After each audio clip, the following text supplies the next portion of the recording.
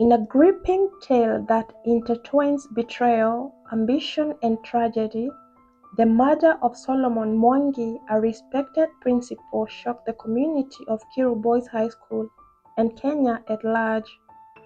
What initially appeared to be a straightforward case of violence soon unraveled into a chilling narrative of deception, revealing that his own wife orchestrated the brutal act, fueled by jealousy and allegations of infidelity. As investigators delved deeper, the layer of a seemingly perfect life peeled away, exposing the dark undercurrents of a relationship marked by trust turned into treachery. The shocking betrayal not only claimed a life, but also raised unsettling questions about love, loyalty, and the lengths one might go to when pushed to the edge.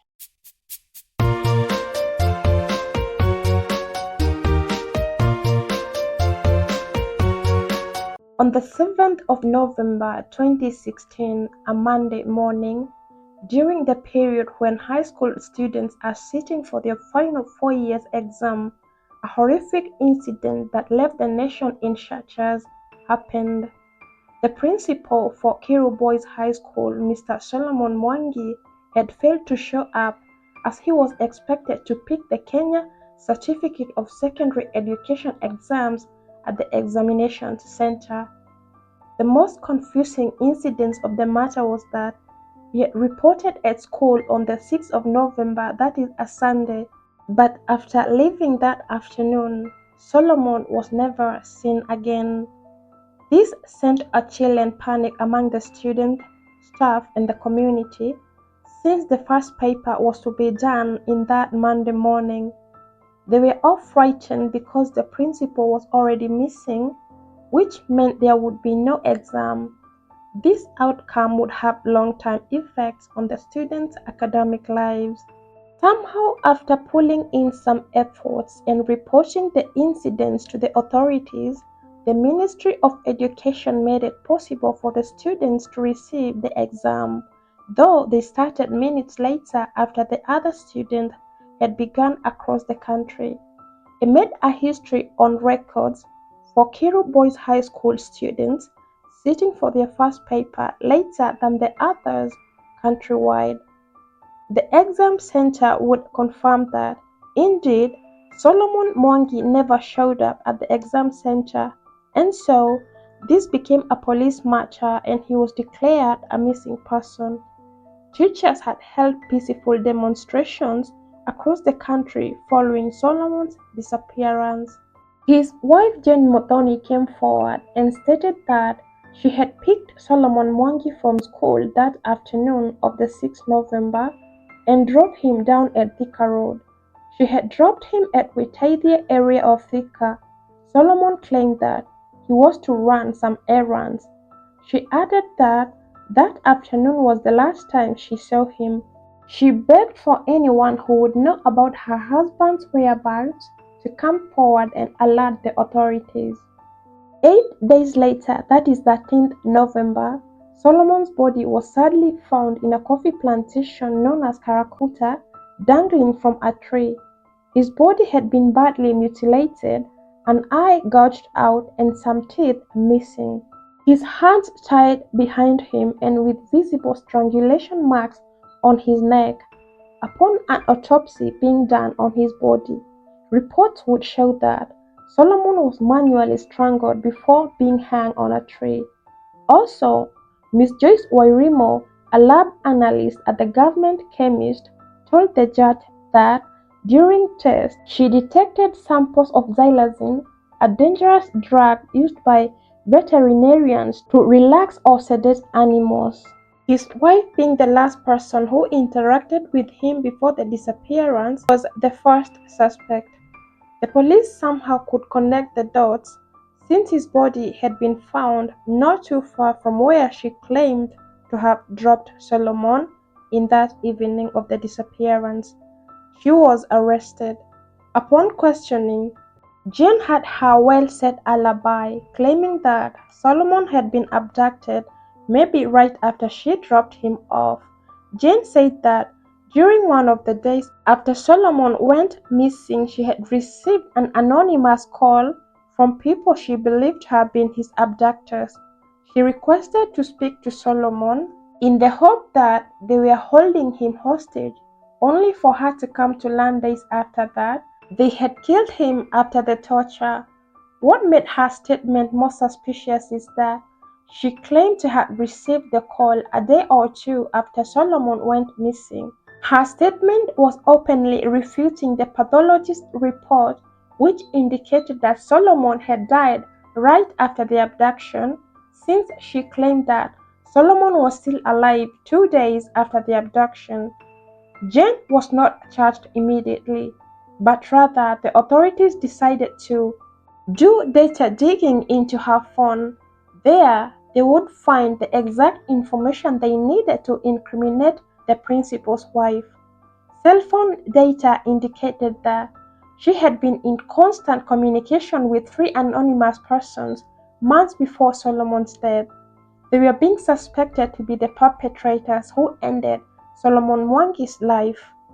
The three men identified as Isaac Nganga aka Gikoyo, Nelson Njiro, who is still at large today, and Joseph Njogona Kariuki.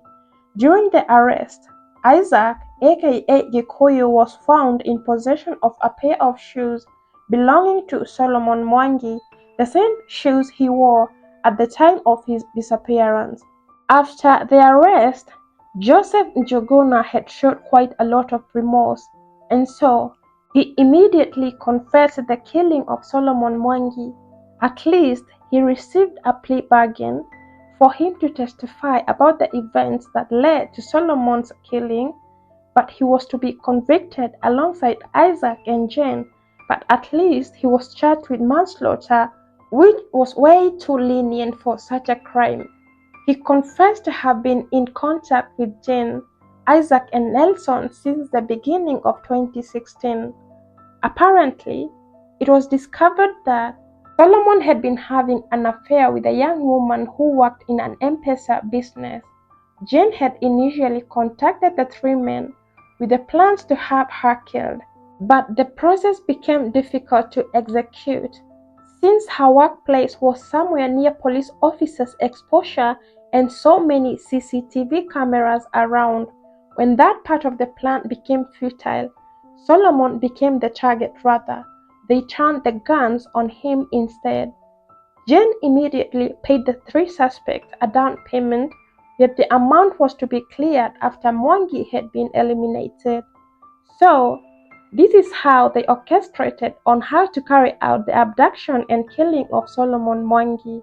On the 6th of November 2016, Solomon Mwangi was at school when he received a call from his wife Jane Muthoni. She is making propositions of him accompanying her so that she could go show him a piece of land that was worth buying as an investment.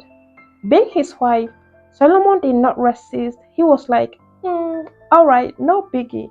So, Jane came to school and picked Solomon. Upon entering the wife's car, Jane had some soda with her. She gave a bottle to Solomon, and just like that, after taking the soda, the man started feeling weak and drowsy. After driving for a few kilometers, they picked some three men by the road, guised as the men who would show the couple that piece of land they were supposed to buy. To ease the tension in you, the drink that Solomon just took had been mixed with xylazine and thus weakening Solomon already. Unable to do anything, he was quietly taken to Juja, Kiambu County. They entered into a coffee plantation, namely Karakuta, where they ferociously tortured Solomon. First, one of the criminals forced a rope around his neck, strangled him for several minutes from the back seat as Solomon remained seated at the co-driver's seat, barely unable to resist the attack. Another one of the three criminals got out of the vehicle and started dragging the almost lifeless Solomon outside the vehicle. He was dragging him from the rope that continued to tighten around Solomon's neck. This same rope had been provided by Jane, his dear wife. The three perpetrators tied Solomon's hands behind his back, torturing him endlessly as Jane watched. They gouged one of his eyes out. The scene was undeniably grisly. Once Solomon took his last breath, one of the criminals, Isaac, decided to now own the pair of shoes Solomon was wearing. After all, it must have been an expensive pair of shoes, and owning one wasn't a bad thing. Isaac took Solomon's shoes and wore them right at the scene, leaving behind his worn-out boots. After they had ensured that Solomon was lifeless, they hung his body and left it dangling from a tree. One mistake they made, they left his hands still tied at the back. This was definitely going to rule out any suspicions of suicide. Mwangi Solomon would be recovered 8 days after the incident. Definitely, their reason for hanging Solomon remains unclear up to date. No one could ever think that Solomon committed suicide. Who gouges their eyes out and removes some of their teeth before going ahead and hanging themselves? That was lame. Who would even manage to hang themselves with their hands tied behind their back? Jane Muthoni, beloved wife to Solomon Mwangi, was also a high school principal for Isisiari Girls Secondary School. She had been in the career for 21 years at the time she committed the crime. Jane had majored in history and CRE, the two subjects she had been teaching her whole career. The two, Solomon and Jane, got married in 1999 and they had 3 beautiful children. During the case moderation process, one of their daughters by the name June appeared in the process through a Zoom meeting, pleading with the judge to be lenient towards their mother. The children, through June, stated that they loved their father dearly, but yet the law should be softer towards their mother, who was the only surviving breadwinner. They expressed on how they felt disappointed and frustrated by their mother's action. Prosecution team presented 21 witnesses, among them being the vendor from where Solomon had bought the pair of shoes from. The vendor confirmed that Solomon had bought the shoe from his store, and at some point he had replaced a pair of shoes previously until he provided Solomon with the one that seems to fit his taste and his size. On May 18, 2017, Judge Joel Ngoge had noted that Jane did not show any signs of remorse and she remained to claim that she was innocent no matter the evidence and the witness presented before him. He was left with no option but to sentence her together with Isaac Nganga a 30 years jail time. For Joseph, being charged with manslaughter after the plea deal, he was sentenced for only 7 years in prison. The people who were left with the greatest frustration due to Jane's actions were the people who looked up to her as their role model. She had been volunteering and was an active member of the Guidance and Counseling Club, most especially the young girls who admired her back in school. That was quite a shame. Solomon had been laid to rest on the 26th of November 2016, 20 days from the day he was killed. The ceremony was filled with tears. His legacy as a beloved principal resonated deeply.